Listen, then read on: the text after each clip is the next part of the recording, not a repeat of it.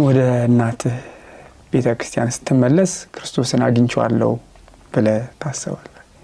ጌታችን መድኃኒታችን ኢየሱስ ክርስቶስ የእግዚአብሔር አብ ልጅ የድንግል ማርያም ልጅ ከሶስቱ ቅዱስ አንዱ ቅዱስ የሆነውን እሱን በወንጌሉ ላይ እንደተጻፈው ደግሞ በቅድስት ቤተክርስቲያናችን ጉልህ ሆኖ አግኝቼዋለሁ፣ በልቼዋለሁ፣ ጠጥቼዋለሁ።